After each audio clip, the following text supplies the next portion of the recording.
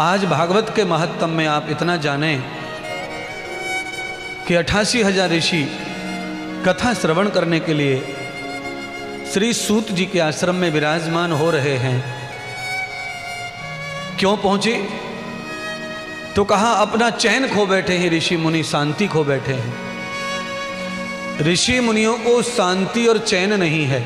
अर्थात अब आप इसे इस तरह समझ लें लौकिक, कि कोई बच्चा सॉफ्टवेयर इंजीनियर हो गया है, बड़ी कंपनी में जॉब है, बहुत बड़ा पैकेज मिलता है, बहुत बड़ा वैज्ञानिक है, सॉफ्टवेयर बनाता है, पर अंदर का जीवन खोखला है, भयंकर अशांति में जी रहा है, भयंकर क्रोध में जीता है और भयंकर शरीर की व्याधि में जीता है।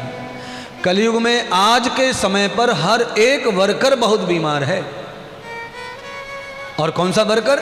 वैज्ञानिक, रिसर्चर। तो 88,000 जो ऋषि हैं उस काल के वैज्ञानिक हैं, वो नई नई खोज कर रहे थे ब्रह्मांड भूगोल में। उसी में वो इतने असमर्थ हो गए कि इतने अशांत हो गए कि उन्हें खाना पीना नींद सब खत्म हो गई उनकी। आदमी को काम करते करते जब एंजाइटिक हो जाता है तो भोजन बंद हो जाता है और नींद आना भी बंद हो जाता है। क्या होता है फिर? वो आदमी मृत्यु के नजदीक घूमता है। 88,000 ऋषि हैं जिनकी नींद चली गई है, चैन चला गया है, शांति चली गई है, और देश के लिए उन्होंने बड़े बड़े काम किए, बड़ी बड़ी खोजें की, बड़े बड़े उद्योग किए। इस पांडाल में भी बहुत सारे लोग ऐसे हैं जो खोज करने काम के चक्कर में नींद गंवा बैठे, चैन गंवा बैठे, शांति गंवा बैठे। नींद नहीं है। धनपति आदमी, उद्योगपति आदमी को नींद नहीं आती। नींद आती है तांगा चलाने वाले को, रिक्शा चलाने वाले को, बेलदारी करने वाले को, ईंट फेंकने वाले को, मजदूर को नींद आती है। पूंजीपति को नींद नहीं आती है। जिनके पास वैभव है उनको नींद नहीं है। जिनके पास वैभव है, ऐश्वर्य है, प्रभु कृपा है, उनके पास चैन नहीं है, शांति नहीं है। अगर उन्हें घंटे 2 घंटे चैन पाना है तो दवा खानी है, तब चैन पड़ेगा। बस इस दवा खाने के नरक से निकालने के लिए ही श्रीमद् भागवत कथा है। महाराज क्या प्रमाण है इसका? आप कैसे कह सकते हैं कि दवा से जो काम नहीं होगा वो कथा से हो सकता है? तो श्रीमद् भागवत कथा में भगवान वेद व्यास कहते हैं, विषय है विशार, सारे विषयों का ये नाश करने वाली कथा है। विषय विनाशिनी है ये भागवत कथा, और वैराग्य विकासनी है ये भागवत कथा। अंतिम लाइन है, आरती रोज गाई जाती है, आज भी गाई गई है।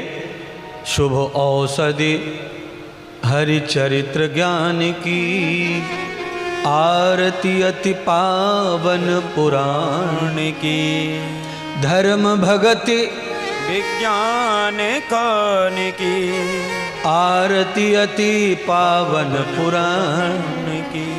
ये परम औषधि है। दुकान पे क्या मिलती है? औषधि। परम औषधि दुकान पे नहीं मिलती है। टेम्परेरी रिलीफ, थोड़े समय के लिए आपको रिलीफ कर देगी, आराम कर देगी। ऐसी दवाइयाँ हैं, चाहे आयुर्वेद हो, होम्योपैथिक हो, एलोपैथिक हो, नेचुरोपैथिक हो, ये सब आराम देने के कार्यक्रम हैं। आराम मिल जाएगा। पर एक महाज्ञानी कहते हैं, संसार में आप यहाँ जाओ, वहाँ जाओ, वहाँ जाओ, हॉस्पिटल जाओ, यहाँ जाओ, प्राकृतिक चिकित्सालय में जाओ, सब जगह जाओ, आराम की कोई कमी नहीं है। दवाइयाँ खा जाओ, दवा खाते ही आराम है, नशा करती है, दवा खाओ, आराम हो गया। पर दूसरे कवि, दूसरे ज्ञानी क्या कहते हैं वो भी सुनो। जीवन में जी कर देख लिया, जीवन में जी कर देख लिया, आराम तो है पर चैन नहीं,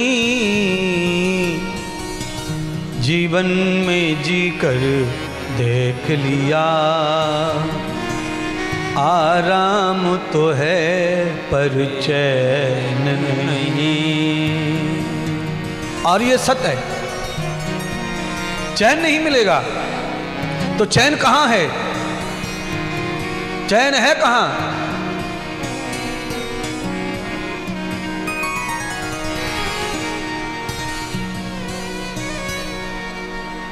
चैन और केवल चैन है तो कहां है?